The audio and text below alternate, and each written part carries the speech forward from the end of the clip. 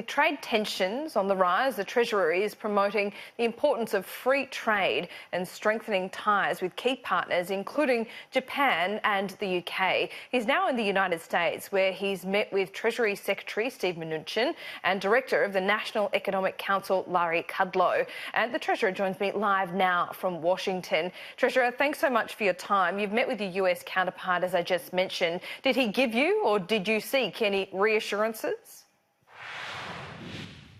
Oh, look, we talked broadly about the importance of the productivity agenda and the strength of our respective economies, but also about free trade. And from Australia's perspective, we strongly support a rules-based trading system.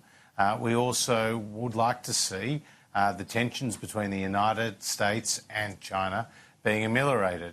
That's our hope, because right now those tensions are weighing on the global economic outlook. We've seen trade volumes be down, we've seen investment deferred, and it was certainly the issue at the top of the agenda for most countries at the G20 Finance Ministers meeting. Well, the G20 will happen next week. The Prime Minister will be there as well. Did you walk away from this meeting today any more positive or less positive about that trade war and that trade deal being done at the G20, or is it going to take longer? Oh, well, look, we've said the United States has legitimate issues that they've raised in relation to trade. But from Australia's perspective, we just would like cool heads to prevail here. We'd like to see the strengthening of the rules-based trading system. And obviously all eyes will be turning to Osaka, where President Trump and President Xi will attend together with Prime Minister Morrison. So any reassurances from Steve Mnuchin, or does this all come down to Donald Trump and how he does this personally on the day? Oh, well, look, I can't provide a running commentary on our private discussions, but what I can say is that Australia strongly puts the case for free trade. 1 in 5 Australian jobs, Laura, are related to trade.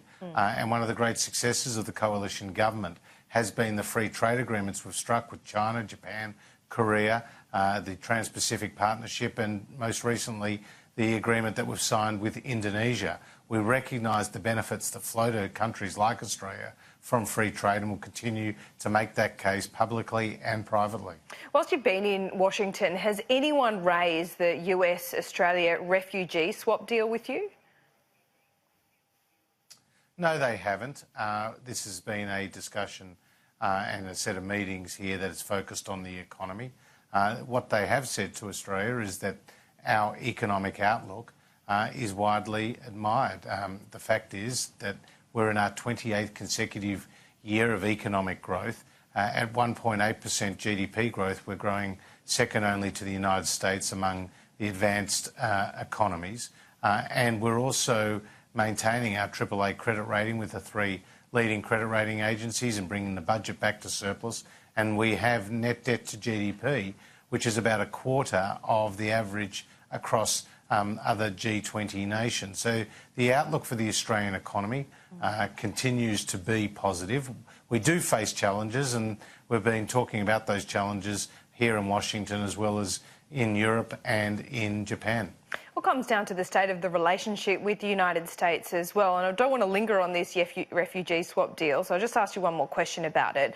The US has resettled more than 500 refugees from Manus Island and Nauru. There was a deal at play here. In exchange, Australia has resettled a total of 2. Does that threaten the future of that deal? Does that threaten further resettlements in the United States? And perhaps it's a little ominous that it hasn't been raised with you. Well, no, you'd only expect those issues to be discussed between the relevant minister, who's Peter Dutton. I saw that he had comments on the weekend about it, and I'll leave the commentary on that to him, other than to say we continue to maintain our strong border protection policies. People know that those policies have saved lives. They've also enabled the closing down of detention centres in Australia. And with the United States, as you've pointed out, a number of people have been resettled there. Okay, I want to talk to you about the tax cut package. Now, the AFR has done some of their own analysis today showing that the tax cuts for higher income earners will do little more than keep bracket creep at bay. Is that your analysis of the package too? Well, as you know, it is a package of measures, $158 billion in total. It was central to our election campaign, and our election policies were endorsed by the Australian people. So quite clearly, the Labor Party don't want the Australian people to get the tax cuts that they voted for. And Anthony Albanese is ignoring the will of the Australian people. But when it comes to our tax relief, it was both short-term as well as long-term structural reform. And we're creating a much simpler and stronger tax system by seeing people who earn between $45,000 and $200,000 a year pay a marginal rate of 30 cents in the dollar. So we will be avoiding the situation of bracket creep, and we will be rewarding effort for those who are obviously in the workforce, enabling them to earn more and to keep more of what they earn. OK, will you provide the extra information that Jim Chalmers is asking for, i.e. who will benefit? Will it be mostly men? Can you answer those questions? And will you introduce this package on the first sitting day of Parliament? We will be introducing this package in the first week of Parliament that it's back, and this is our priority piece of legislation.